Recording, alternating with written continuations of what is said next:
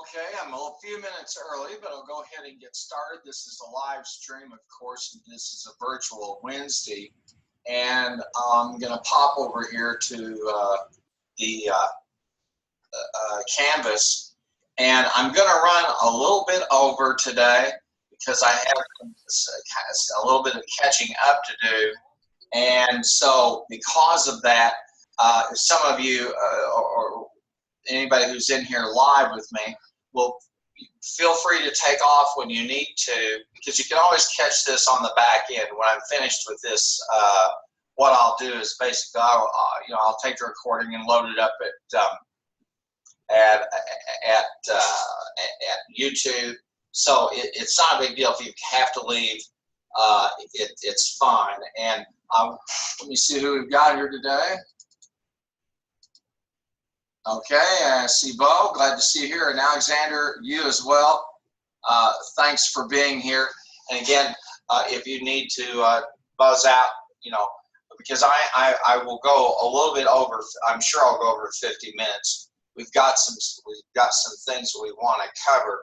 Before I go too much further into it, there's a resource I would like everybody to take a look at. And this is over in TED. You've probably heard of TED Talks before. And this one covers a natural disaster and some of the innovative things that people are doing to respond to those. Now, this one I think by Robin Murphy is exceptionally interesting because they talk about how they utilize robots to do rescue work and to do damage assessment. And she has some pretty fascinating information in there. For example, if they can process a claim a day earlier, insurance companies have told her if they can process a claim 1 day earlier, they can save months and months and months. And part of this are also small miniaturized robots that can hunt for people, try to find people alive. And because when that occurs, it's a very delicate operation, and that means you've got people under rubble, and if they're alive, if you move it the wrong way, you can end up hurting them worse, or maybe even taking their life inadvertently. So it's an excellent idea, and I think it'd be good to go over to TED and take a look and see what they have to say about automation, logistics, and things of that nature. So some really good stuff.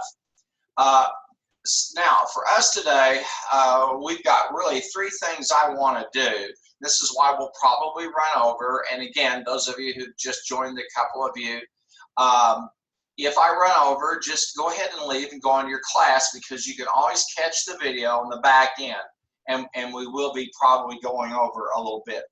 I want to look at M&D today, and you ought to always have your textbook with you as we go through these, because the textbook really is a supplement to what we're trying to do. M&D chemicals.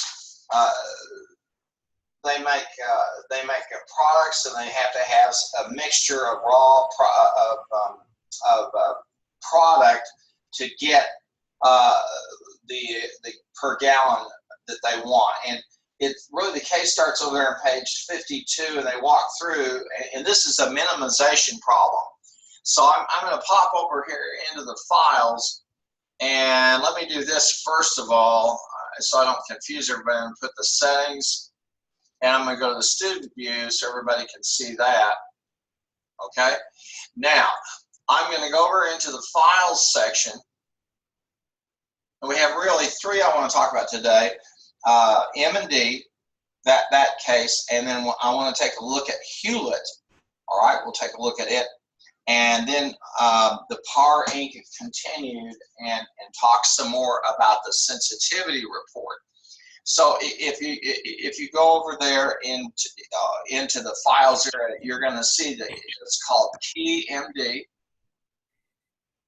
Okay, and this is the key for that M&D chemicals. And they begin that case over page 52, and they walk you through the objective function, and that is the number of gallons of product A and the number of gallons of product B. And then they begin to walk you through the constraints. And there you'll see the minimum. You want to minimize 2A plus 3B, okay? And then they add the constraints in there, and this is the bottom of page 52. Then again at the top of page 53, they show you processing time. And then in page 53, they show you the whole thing, the minimization. This is the mathematical model or expression of it, minimization of those products, okay? And then subject to those constraints. And now the authors show you in the bottom of page 53, there in figure 215, the feasible region, okay? That is to get the optimal results. Now, then they also, over there on page 54, walk you through the graphical solution of how that's obtained, and that's wonderful. But the key pieces there on page 55, the key takeaway there in 55 is understanding the nature of identifying a surplus variable. So I'm going to open this up for just a moment. Okay, this is the M&D key. Okay, and I had what I had asked you guys to do was this, and I'll pop up. This is find the left hand side and the right hand side. That's the constraints. If the processing time is increased by 10% per product, and the time available is increased by 8%. Okay. So you're trying to say, okay, what do we end up with there? All right, if we do that, and we make that attempt. So let's look at that for just a moment, okay? And the processing time, what we did is we took the processing time, and we originally had 600 hours, okay? And we multiplied that times 1 minus 0.08. Okay, so that's the time that we had available for processing. And here it is down here is one of the constraints. And notice these constraints. This is a little different. The demand for product A, okay, it cannot be greater than or it's got to be greater than or equal to at least 125. The product for, and that's for product A, okay. The total production has got to be equal to or greater than 350. Okay, so now you say, why don't we put something in there for the demand for product A? Well, the reason is we don't have to, because we have one piece of the algorithm, the rest of it falls in. Because we say, all right, we're going to minimize, so we can't. We're going to say, okay, this is what I've got to have as a minimum for A, which means that's going to impact again on product B. And then we see the total production parameters and then the processing time, of course, and we reduce that processing time by 8%. Now, but also, I'd also ask you to change the variable in terms of the time available and subtract that by 8%. Okay. Well, here we are. Pardon me. The time available, the processing time, 10% increase, and it shows up there in product A and B. And then the time available, and I apologize. Here's the time available. And so we're asked here to reduce. We're asked to reduce the time available, but to increase the processing time.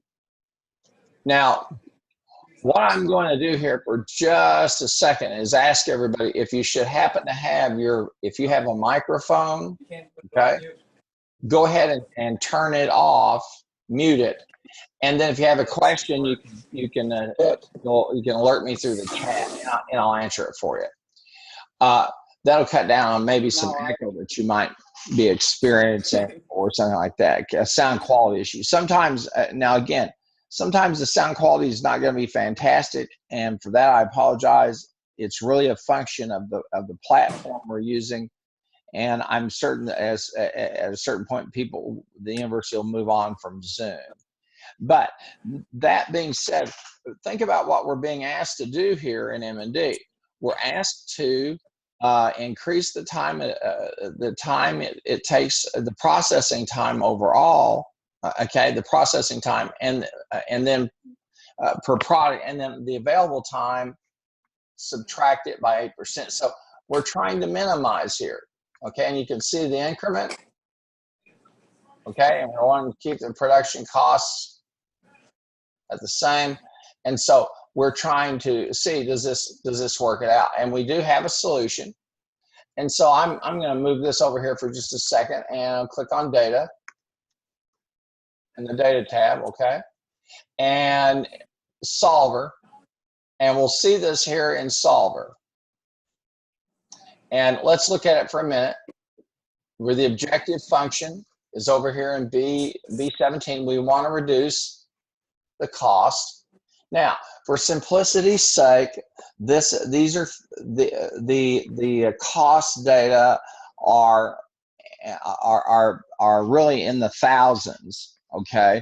But we're just going to go ahead and the production overall, the total cost is in the thousands, or should be, I think, given what we're producing.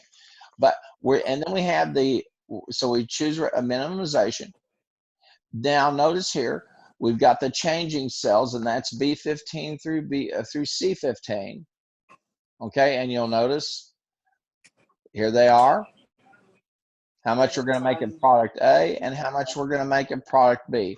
Again, we're trying to balance them out. And we sell, and we have a production cost for each of these, okay? So we're trying to minimize our production, our total cost overall. We're trying to get more out of less. And notice here here are the constraints, B20 through B21 versus D20 through D21. And these have to be equal to or greater than the demand, and then total production, and then total processing time has to be less than or equal to. So you'll notice that pattern. Now that's all expressed mathematically. They're in the middle of page 55. Okay, in the middle of page 55, they also show you after we do the solution some slack or surplus variables. One of the positive outcomes we can get from engaging in this type of exercise is that we can find surplus or slack resources. Okay, and if we do, then we can apply it somewhere else. And so that's one of the reasons that we run optimization, particularly minimization. When we do a minimization problem, we want to find out, is there a slack resource? It could be time, it could be materials, it could be labor, and then when we move into, say, logistics, and that is moving stuff around, okay, whether it's inside a restaurant, getting food delivered to a table, or whether it's handling freight and that business. Again, we always look for the slack resource. We always try to find out how we can get more out of less. Okay, and that's really what optimization is all about. So here we have we've gone ahead, we've made unconstrained variables non-negative. So far so good. And then we assume a simplex LP, we assume that we're dealing with a set of variables that are linear in nature. And how do we know that? Well, if you go back and look at page 54 in the text, look at page 53, you're going to see the linear relationship, okay? And that's in my mind, that's a whole lot of work to go through what your common sense should tell you, and that is the you know there should be your there for example, labor cost versus total cost. If labor costs go up, I don't think it takes a lot of brain power to say, oh, okay, well, total costs will go up. If labor costs go down, total costs will go down. I mean, it doesn't take a lot of brains. Okay. Now there's some other situations though when intuitively it may not make sense, or we may want to question the assumption, or we may want to say, for example, well, are there any intervening variables, okay, that come to play? And let's go back to my labor costs versus total costs. You say, how would I possibly be able to reduce labor costs and thus reduce total costs, but have the same level of output? Well, there's a thing called the learning curve, and we know that when people do, particularly in structured kinds of activities like manufacturing, we know that the second and third and fourth iteration, people usually gain about 20% efficiency. In other words, they can do it about 20. They can do it in. They can do what they might have taken an hour to do. They can get down to about 48 minutes, 45 minutes, something like that. So this case is to work through it. Now, one of the other issues in here is the sensitivity analysis, and that is working through the process of looking at and finding those psych resources. Now, over on page 57, they show you the output. Now, I want to make certain that you don't get confused. That figure 2.7 is the output from that lingo, which is that. So when you open up these files, you'll see Excel and Lingo. Lingo, as I told you at the start of the course, is that little baby optimizer that's uploaded at the publisher's website, for which you get the privilege to pay $250 and write in all the stuff that you can just plug in quite easily in Excel. So I just didn't see the point, because if you're doing this, you're going to be using Excel or a product like it, and you won't be doing, this will be the most coding really that you'll be doing, choosing what you're going to do, choosing the solving method. Okay, now once we've got this, okay, and we'll just click solve, it will ask us, do you want to keep the solution, because it says we found a solution. I say okay, and then we say, okay, do you want some reports? And so I'm going to click the answer report, the sensitivity, and the limits. Okay, and I'm going to click OK. And what will happen is I will get answer report 1, sensitivity report 1, and limits report 1. And the implication there is that we may try and do this plugging in some other variables. We might take the time available and go from that and say, hey, what does it look like if we reduce the time available by 10%? Is there an optimal solution? And you know, again, this is about helping us identify our choices or our alternatives, because what we're going to find, and I've said this before, is a range of solutions. Okay, we're leaving that for Tuesday, Thursday. And that's and that is really, it's a range of solutions. It's a continuum of those. So let's look at this very first. Here's the answer report. Okay, and here we get and they give us the cell and then what we're trying to do. And here's the original value, and of course the final value, because we had started, we'd already solved the problem, and then just reran it. Here's the gallons produced. Okay, and then we say, okay, is there anything that's binding here, meaning that could not be changed? And this is non-binding. but these are binding constraints. Okay, and we don't have any slack in terms of the total production nor processing time, but we did find some slack in the demand for product A. And you say, oh, help me understand this. So let's go back here and look for a minute.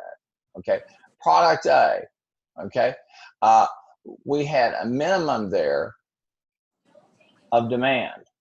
But what we found is optimally we can produce 151, let's call it 152 gallons between friends of product A. So I've got slack, 27 gallons of slack. Now, let's look at the sensitivity report. The sensitivity report is, and the authors do a pretty good job of explaining that over on at the bottom of page 57. Okay, and really think of it just like if you did a sensitivity analysis. It's just think of it in the same way as you think about, like, say, price elasticity. If I change one more unit, okay, how does that change the outcome? Okay, and that's really what the sensitivity report is about. Okay, and I would encourage you to take a look at it. Okay, but what it does is it lets us see or identify those areas where there might be some slack, where we might have something that's binding or non-binding. And if you look over on page 58, which is really not part of the whole exercise, but if you take a look at page 58, you'll see, and we talked about this the other day, you'll see PAR Inc., where you had a number of feasible solutions, really 4 of them. Okay, and that's where they talk about that, some of the alternate optimal solutions, and they're using the PAR Inc. situation instead of M&D chemicals. So that's pretty much in terms of M&D chemicals and running the report. Here's a limits report. Okay, then this gives you, think of this like, okay, here's the upper limit, here's the lower limit, and again, we don't have, we have, these are, to get the optimal result, this is the lower limit, this is the upper limit, and again, we have to go back and compare these, say, versus what we originally wanted to do. And we originally wanted to have a minimum total production of 350, and we focused on product A. And you say, well, why were you focused on product A? Well, it's simple, okay? Product A costs $2 to make. So it probably costs, it probably is a lower margin product. I'm just theorizing here, and I can't remember, I haven't read the text closely enough to review it again this morning to remember that. But product B has a higher production cost, okay? And so what we want to try to do is make as much as A as we can, okay? Yeah. And counterbalance that by making by meeting the demand for B. All right, and this is a standard product versus maybe a more premium product. I mean, there's quite a bit of difference here in terms of the production cost per unit.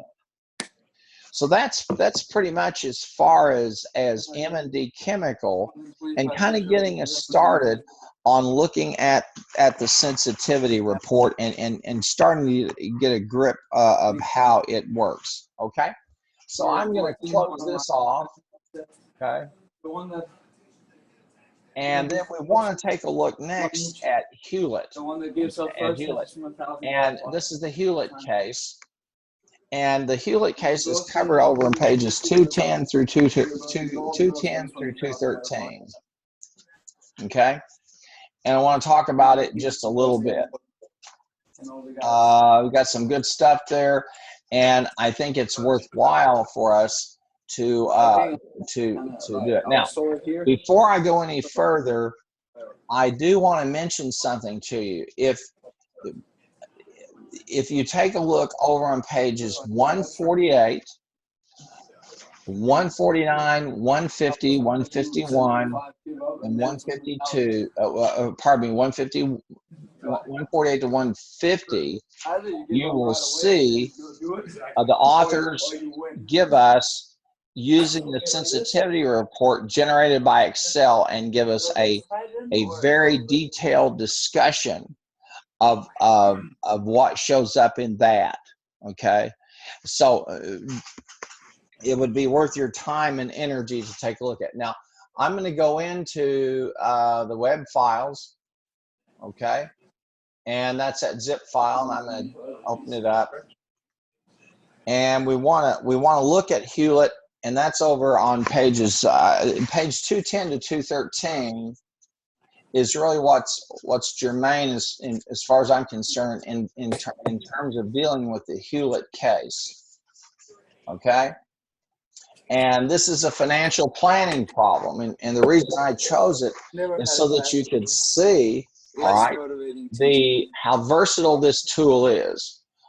One of the reasons I think that this is a very, very important course for you is because you can use optimization in so many. It's a great tool because ultimately it's about risk management. It's about saying, can I do more with less, or should I be doing less with what I have now? And again, incrementally, anytime I expand, I add a new employee, I add a new office building, I add a new line in my clothing or whatever, I'm taking a risk.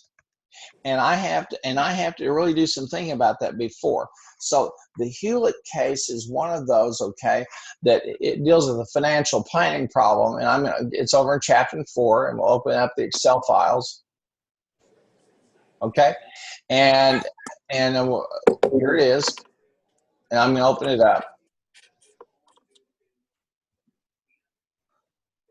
okay, and what we're going to see here is that this case Hewlett works with some cash requirements for a portfolio, and you could see the time periods, the cash requirements, okay, and the bond pricing,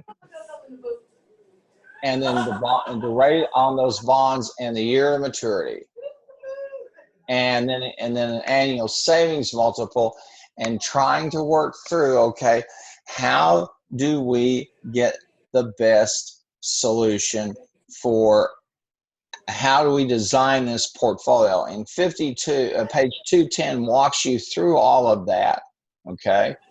Now, if you take a look at at the bottom of page 210, you'll see it shows you the Excel solution. And then it begins to walk you through the decision formulas, the objective function, the left hand and the right hand sides of that, and then it gives you a nice sensitivity report. Okay, so you can use this to do portfolio analysis, to build an efficient portfolio, and they continue on over there. Okay, on page 212, they show you the setup on the solver parameters. Then on 213, they show you the sensitivity report and where there's an allowable increase, okay, or an allowable decrease. And those of you who are finance majors, you should recognize when I use the term the efficient frontier, that should make complete total sense to you. And really what we can do with this tool is try to find that efficient frontier, and at the very least get the best portfolio design that we can. Okay, now again, we're trying to balance off a whole bunch of different things, all right, and that's that's okay. Now, here's what I'm going to, let's click on data, okay, and I'm going to look at solver, and this is a solution file, and you're going to see we're going to minimize B20. B20 is the minimum funds, in other words, that I have to have on hand. All right, and you can see there on row 16, okay, you see the periods B1, B2, B3, B4, okay, and then you see the cash flow in and out and the constraints for years 1 through 8 and the net cash flow, and in each of those the net cash flow has to equal the cash requirement. Okay, so so everybody gets paid. Now, if you're running Bernie Madoff's company, the net cash flow gets bigger for you and comes to nothing for everybody else. But then you go to jail, so you don't want to do that. But here we are, the changing cells, and we'll look at those A17 through L17. Okay, and we can come down here, and here they are. All right, those, and subject to these constraints, G21 to G28 equals J21 to J28, and here they are. All right, and again, we're assuming a linear relationship between these data. All right, and and you can click to solve the report. Okay, and the authors here give us the sensitivity report. Okay, and is there an allowable increase, and if so, what can we do with that? And then they give you a term, the shadow price. Don't let that confuse you. The shadow price is really the same thing, okay, as the dual value. So that's what they're talking about. That is that incremental change I get if I add one more into any piece of that mix. And really, when you think about it, and we'll go back here for a moment, a portfolio, okay, is no different than mixing a bunch of chemicals to make paint or whatever. You're just mixing products here. And when you take your intro to finance, which I assume all of you have or are maybe taking it now, when you build a portfolio, you look at risk, you plug in the products, you plug in the expected return, and away you go. You're really building. You're really trying to optimize. Okay, based on those factors. So, and it's the same if you look at capital structure. I know some of you probably have put garlic around your neck and made the sign of the cross after having done the whack. Okay. I think we all, I'm sure some of your eyes are going back your head. You remember doing that. The weighted average cost of capital. Okay. You're just designing a portfolio and a mix. It's the same thing here. Okay, so this is one of the ways I think that we see that this is a remarkably versatile tool. Okay, and so you'll find this over there. Now, as I had said, I was probably going to run over today and wanted to talk some more about this. Now, again, I want you to notice that, and I'm over here on Appendix 4.1, page 210. Notice how they walk through the decision variables, the objective function, the left-hand side of the equation, and the right-hand side of the equation. And we could come in here and say, okay, what will this look like if I have, and let's click on the annual savings multiple. It's 1.04. Here's our cash requirement. Okay. And notice that each of these are not formula bound, okay? These are, okay? So we can run them through. Now we got 115, 115, 135, the rate. And I think if we could say, okay, what happens, okay, if the years to maturity change or the cash requirement changes for a given year. Is there a solution? Okay, and we could try to do that. And instead of an average savings multiple of 1.04, let's say we have an average savings multiple of 1.02. All right, now let's go back to Solver and let's run it and see what happens. And did we get a solution? Yeah. Now notice that the solution here, okay, that instead of having to keep 1728, let's call it 1729 on hand, I got to keep 1761 because that savings multiple went. So now I've just done a sensitivity analysis. You say, what do you mean? Well, I'm going to do this. I'm going to go ahead and cancel this. All right. And I'm going to put the savings multiple back to 1.04. Okay. And there we go. So now what's I'm going to go ahead and I'm going to call this the ASM. Okay. And at 1.04, okay, the min fund is, I'm going to call it 1729 among friends. All right. Now I'm going to put the ASM at 1.02, and let's see what happens. We'll do this again. I'll go over here to Solver. Okay. And we'll run it, and let's see what happens. Now it gives me a 1761, okay, and I'm going to write that down just to make it a little easier. So the minimum funds needed are 17. I'm going to call it 1761, and we'll cancel that because we don't want to mess with it. So we got 1761. Now let's look at the change, okay, the delta on this. And now the change, and we want to put the change down here, excuse me.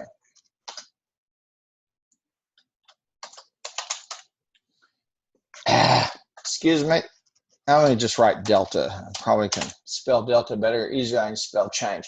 Here's the delta. We have a minus 0.02, and I'm going to make that just an absolute, I'm going to make that an absolute number.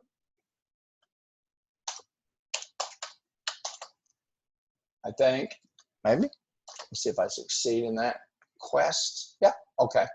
Now I went ahead and now notice what I did here. I just went ahead and used the absolute function. So if I click up in the formula bar, I know it's a 2% decrement.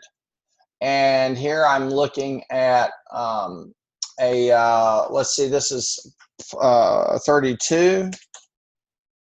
Okay, and just to be consistent, I'm going to put equal absolute absolute 32,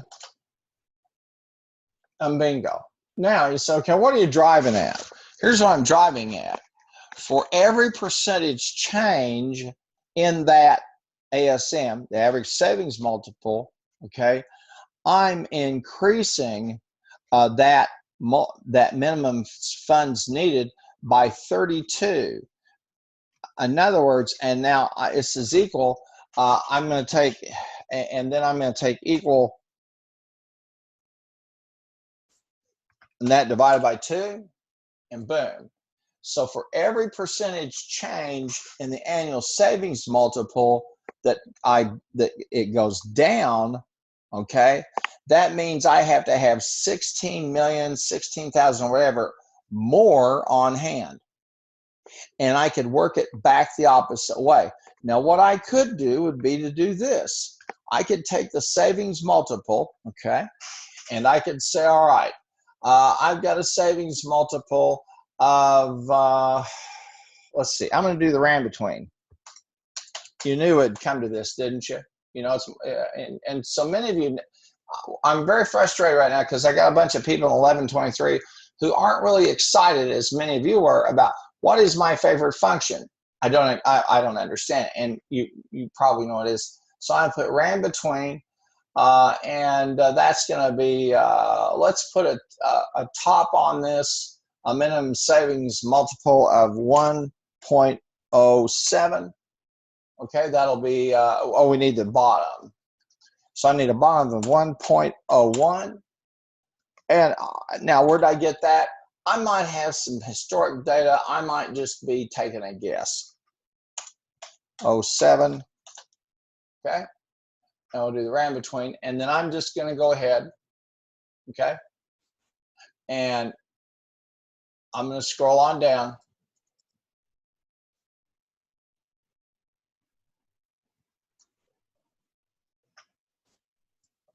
You're not playing nice with me.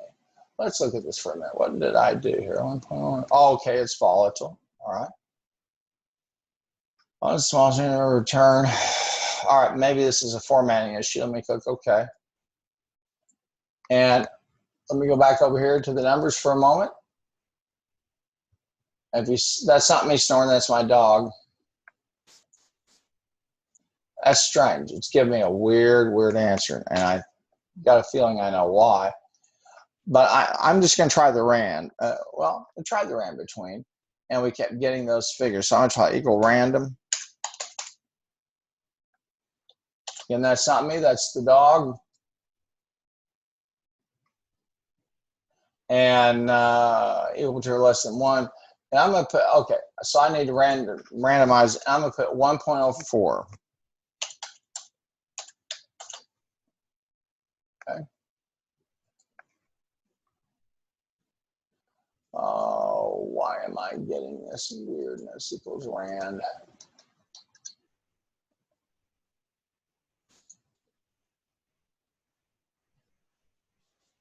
Okay. I'm going to use the rand number.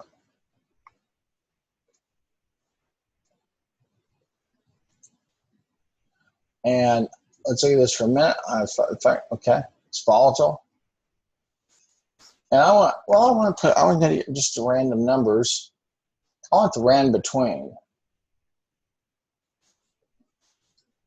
So I'm going to do the bottom.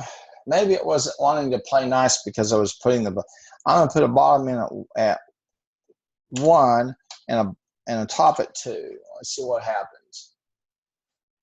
And then we'll just run that and we'll get a volatile result. Okay, and what we can do here is use the ran between tool. Okay, and I don't know why it wouldn't play nice with me with my 1.02, etc. But again, I could simulate that a data set. Okay, or I can just put the numbers in.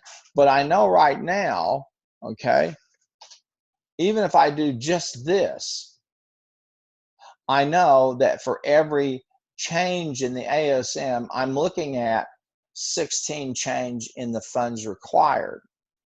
So that's how we kind of take this analysis and go beyond it just a little bit.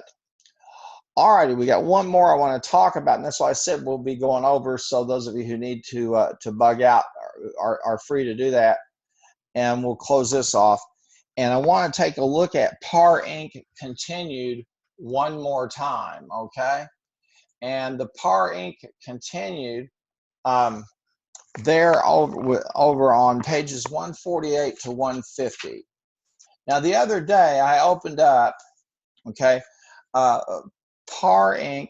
Okay, and the PAR nonlinear, okay, and so okay, if you upload that, you're good to go, and I'm fine with that.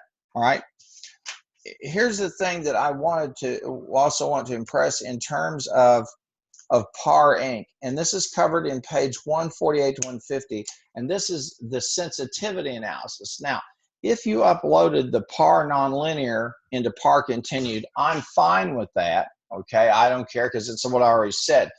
But my misstep in class was not alerting you folks to the fact that 148 through 150 okay, really walks you through how to use the sensitivity report in Excel and to understand things like the dual price. Now, if you look at the bottom of page 149 for a moment, okay, you'll see they walk us through cutting and dyeing hours used, sewing hours, finishing hours, inspection, and packaging. All right.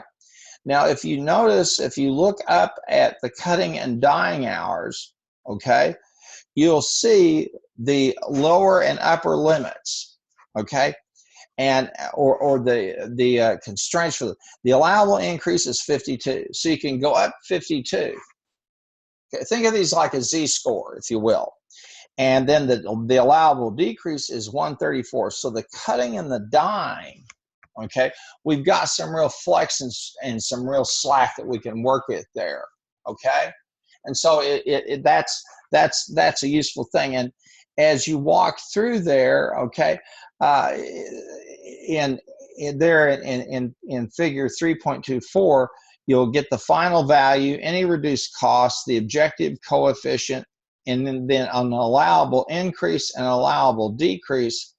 And you can see, for example, that to keep the efficient solution, you could make 3 more standard bags and 5 more deluxe bags, okay? And that's under the allowable, that's in figure 324. Or if you wanted to, you could make 4 less standard bags and 2 more deluxe bags. And that's the allowable decrease. So when you see that, when you look at that and you say, oh, okay, what this is really telling me is that the bags, the standard bags, is a lot more stable kind of situation than the deluxe bags. Yes, and my hunch would be is simply, you know, there's more that goes into that deluxe bag. And if you look up there in the top in the operations, okay, you're going to see it. And this is figure 323 on page 149. You're going to see this. This is important that you see it. Take a look at the production time for the sewing. This is on the standard. Then look at the deluxe. Look at the finishing. Okay, the finishing time is a lot more on the standard than it is on the deluxe, but it's that sewing time. Okay, and then the inspection and packaging time is much greater on the deluxe. So you've got those two. Now the finishing takes more time, probably because when you have the sewing that's been done there, and look also at the cutting and dyeing. The cutting and dyeing deluxe, it's 1 unit versus 0.7 units for the standard. So you can look at that and you could say, okay, this is how I can kind of interpret and understand what I'm looking at. Again, look, this is something that the tool, and you've seen this tool, my job in this course is to introduce you to this tool and to introduce you to this way of thinking, okay? But what will happen is you're going to go into a particular industry, and those parameters and the historic cost data and all of that, the business system you're working in, that piece of the economy, i.e. that industry, it's going to be different, okay? But you can use the model, okay, to compute it. The total cost model works in any industry. You got fixed costs, you got variable costs, and the two of them together give you total cost. The total, and then the revenue less the variable cost gives you the marginal cost. I mean, that formula works. Optimization is that same kind of principle, and it's just it's just simply making sure that you've plugged in the right data, and then an experienced manager is going to really be able to see and discern that, okay, and take a report like that and go, we do have some alternatives, and we do have some options in terms of what we need to do. Okay, so I really do would really encourage you, take a look at that as well. Now, let's kind of go back and take a quick look, because I'm going to sign us off. We started early, and I got through the material faster than I thought I would. So let's go back up here to the syllabus. Okay, and this will tell us what we got going on. And here's what's due on the 15th. Okay, and Hewlett and Parr continue. Now, let me say this. I want to repeat it again. Okay, I want you to try and do something with these files. Now, the files in there, the MIS Web 13, those files, those are solution files. Okay, and you're going to notice what I've done is said, okay, take the file and do some more tinkering with the variables. Okay, and that's part of that process of working through our possible outcomes. Okay, and so that's a piece of it. I just want you to try, and then we'll talk about the solution, what we got. I'm more interested in you trying and working with it, okay, than being worried about, I'm going to come back and ding you because you didn't get the right answer. You'll do this enough times that when I say here, plug in these variables, etc., you'll be able to do it.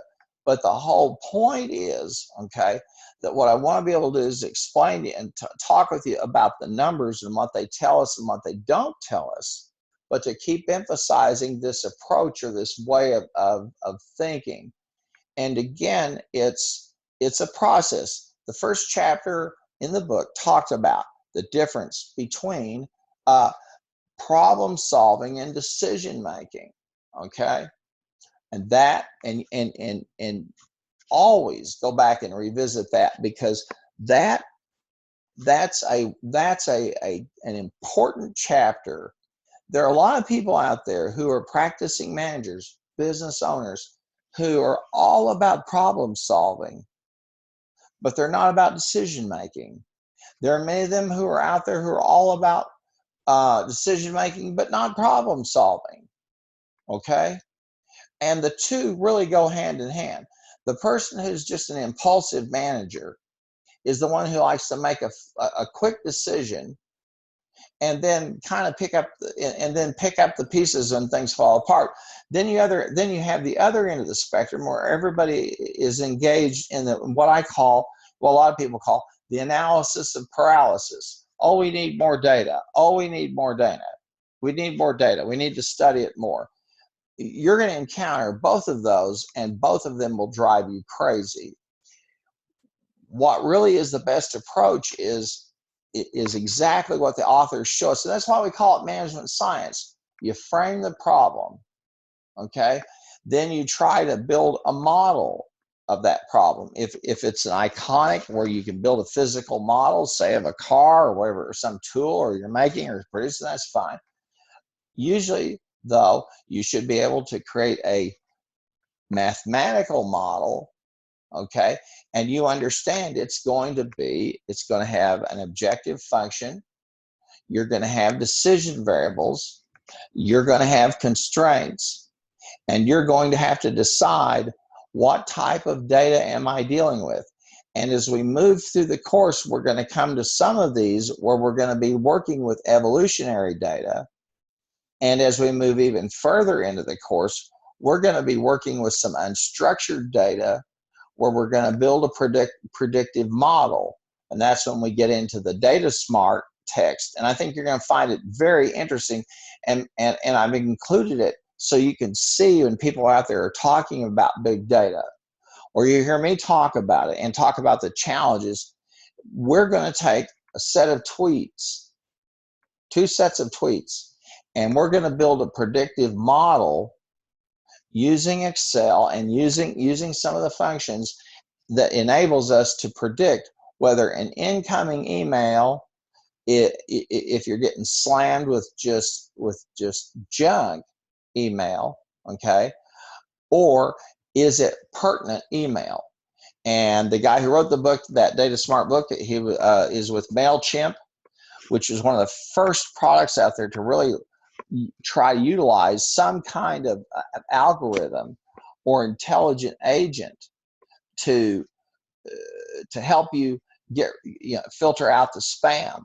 Now, if you use your OBU email, okay, like I do, you may see every now and then a message from Microsoft that talks about, here's the clutter that we found in your file.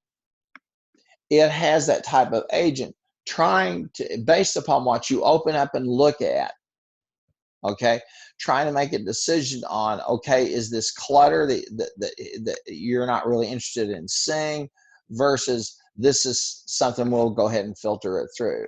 And often you'll find stuff that you have to end up in your spam. Let me end it by saying this. And again, I said, if you need to bug out, bug out. Because I don't want you to be late to someone else's class. But I want to encourage you also this week to not only, work on the assignments that are due and the chat and all that business.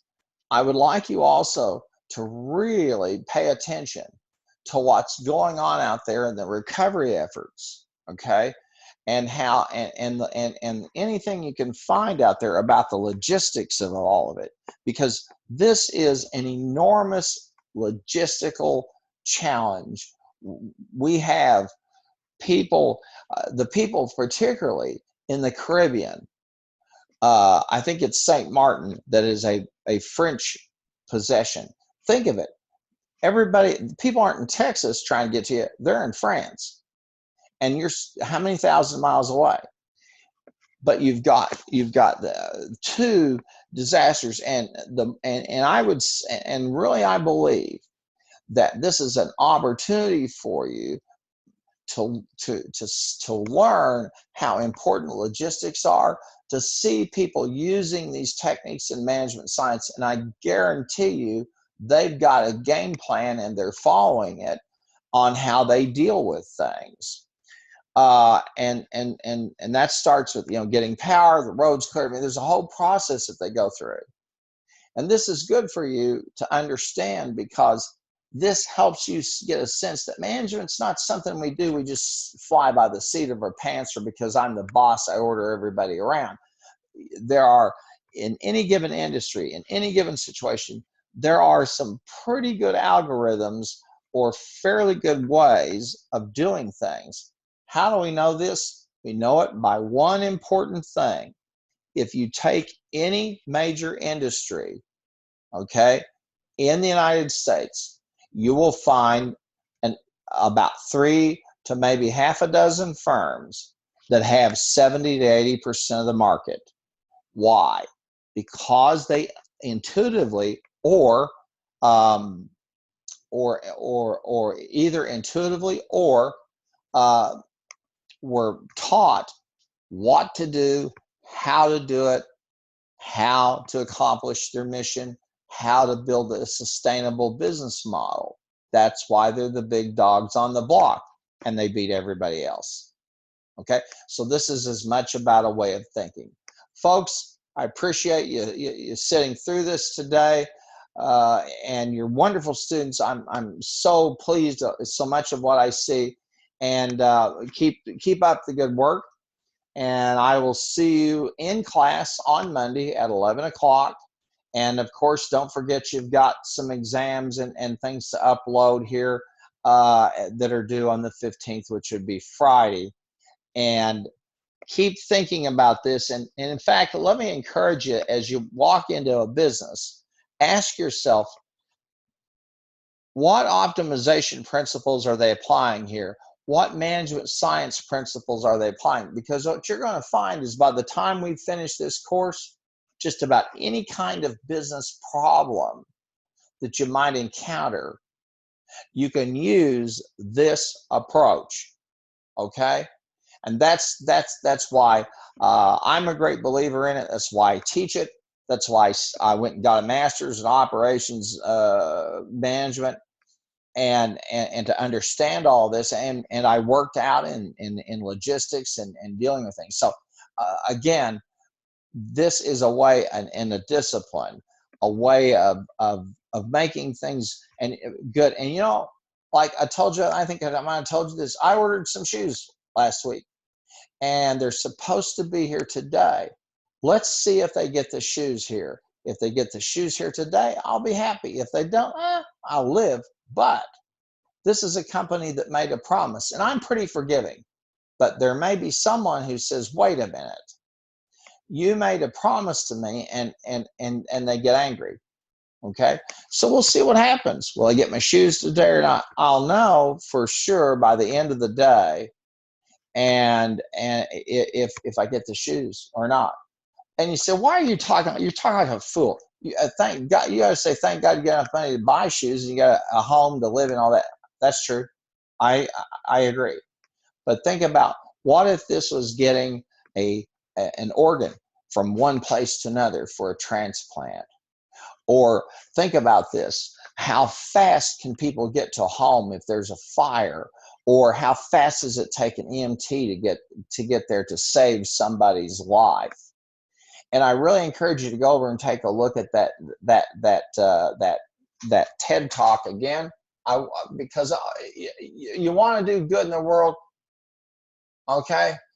And you say, well, I'll never build these robots, but be the person who's smart enough to say, well, let's find the people who can help us get this done. Because when you read this, you just say, oh, how timely, and you hope that they're doing that work. Again, thank you, folks. God bless you. I'll see you Monday, and I'll save this and then upload it over in the announcements. So have a good one, everybody. Take care. I'm going to stop the share now, and I'm going to stop the recording.